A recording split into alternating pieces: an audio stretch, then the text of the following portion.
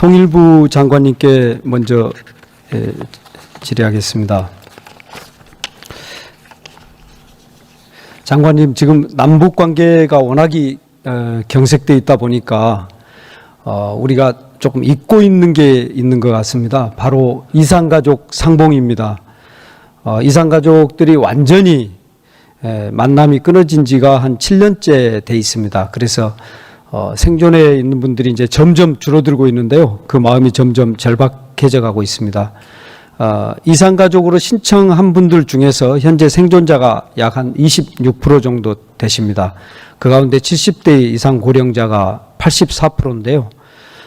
그분들은 남북관계가 좋아질 때 엄청난 기대를 가졌다가 다시 경색되면서 마음에 한을 품고 세상을 떠나곤 합니다. 지난 윤석열 정부 같은 경우는 공약은 이산가족 상봉 반드시 하겠다 했지만 이산가족 관련 예산을 지속적으로 삭감했고 불법개혁 당시에는 북한 도발을 유도하는 외환죄까지 저지르기도 했습니다. 장관님, 지난 정부에서 급격히 줄어든 이산가족 관련 예산, 사실은 이산가족을 바로 만나기는 쉽지는 않아 보이긴 합니다. 그런데 우리가 또 그걸 포기하고 있을 수는 없는 것 같은데요. 예산과 관련해서 예산을 조금 더 늘려야 되지 않을까 싶은데 어떻게 보십니까? 네, 의원님 지적이 맞습니다. 2000년 6.15 이후에 대한적십자사에 등록한 직계가족, 이산가족이 13만 5천 명이었습니다. 예. 25년이 지났습니다. 10만 명이 돌아가셨습니다. 3만 5천 명이 남아 계신데요. 대부분 말씀하신 대로 80대 이상, 90대 이상이 주류를 이루고 특히 100세 이상도 780여 명에 이릅니다. 근데 이건 희한한 통계입니다. 이건 주민등록번호가 있기 때문에 확실한 통계입니다만 대한민국 5,100만 가운데 100세 이상이 약 8천여 명 됩니다. 그런데 이산가족 13만 5천 분 등록한 분 중에 100세 이상이 800여 명에 가깝다는 것은 전체 10%를 차지합니다. 그래서 맞습니다. 제가 이거 박사 논문을 좀 써야 할 주제 아닌가. 가족을 만나기 전에는 눈을 감을 수 없다는 그런 한안이 어떻게 보면 100세 이상 장수자가 이렇게 많게 된 배경이 아닌가 이렇게 추정을 해봅니다. 그렇습니다. 아무튼 사실 남북관계가 끊어진 연원을 보면은 2010년 5.24 조치가 그게 분기점이었습니다. 그리고는 일체 남북 협력 또는 지원도 끊어졌습니다. 당시 천안함 사건으로 촉발된 5.24 조치였습니다만 전면적인 그러니까 선박 운항의 중단뿐만 아니라 투자의 중단, 방북 허가의 중단, 일체 교류의 중단이 수반돼 왔는데 그 뒤에 점진적으로 좀 완화된 측면은 있지만 이제 다시 남북 대화가 복원이 된다면 5.24 조치 같은 것은 해제해야 된다고 보고요. 말씀하신 이산가족 문제를 최우선으로 다뤄야 한다고 생각합니다. 예. 저도 통계를 보면서 장관님과 똑같은 생각을 했습니다. 90세 이상이 지금 살아계신 분들 중에서 32.9%를 차지하고 또 80세 이상인 분들이 33.7% 그걸 보면서 얼마나 정말 염원이 절절하시면 그렇게 버티고 계실까 이런 또 한편으로 안타까운 마음도 있었는데 장관님께서 잘해 주실 걸로 그렇게 믿겠습니다. 한 말씀만 더 붙이면 체제나 이념보다 더 중요한 건 인간의 문제라고 생각합니다. 그렇습니다. 인간적 고통을 해소하는 것이 정치의 목적이어야 한다고 생각합니다. 예, 감사합니다. 조현 외무부 장관님께 간략히 여쭙겠습니다.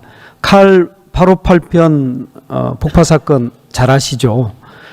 잊혀져 있는 사건 중에 하나입니다. 87년 11월 29일에 이라크를 출발해서 한국으로 오던 칼 858기가 아랍에미레이트 아부다비 공항을 출발해서 태국 방콕 경유지를 가다가 폭발한 사건인데요. 경유지가 2번이나 됩니다. 보통 경유지가 그렇게 많지 않지 않습니까? 근데 경유지가 많은 건 비행기 싹을 싸게 하기 위해서인데 그 비행기에는 대부분 어떤 분들이 타고 계셨는지 혹시 아십니까?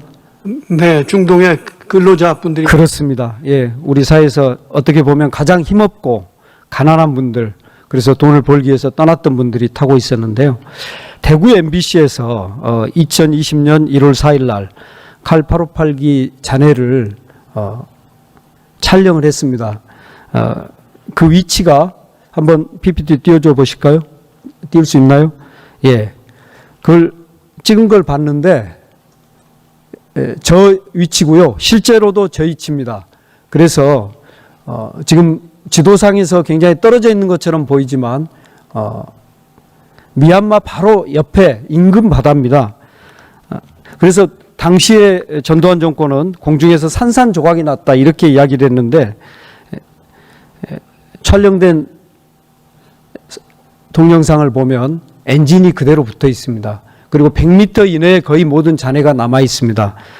그래서 사실은 여러 의원님들께서 지난 21대 국회 때 외교부와 함께 논의를 해서 외교부가 결정을 했습니다. 그래서 예산을 배정해서 조사를 하러 가기로 돼 있다가 미얀마에 쿠데타가 나면서 외부 사람들을 자기 국경 내에 들어오지 못하게 하는 그 조치로 인해서 못 가게 됐거든요. 이번에 저는 다시 추진해서 반드시 이 858기 유가족분들 정말 잊혀져 있는 분들인데 이분들의 한을 풀어야 된다 그런 생각이 들거든요. 장관님 추진되면 적극적으로 나서 주시기를 부탁드리겠습니다. 네, 그렇게 하겠습니다. 예, 아마 내용 오랫동안 잊고 있어서 내용을 파악하시기가 사실 쉽지는 않으셨을 것 같고요. 이제 막 취임하셔서 제가 자세한 질문은 드리지 않았습니다. 예, 그리고 국회 도서관 분관과 관련해서 좀 여쭙겠습니다. 우리 나와 계시죠? 예, 사무차장 나와 있습니다. 아, 예. 오늘 김민기 사무총장님 대신에 박태영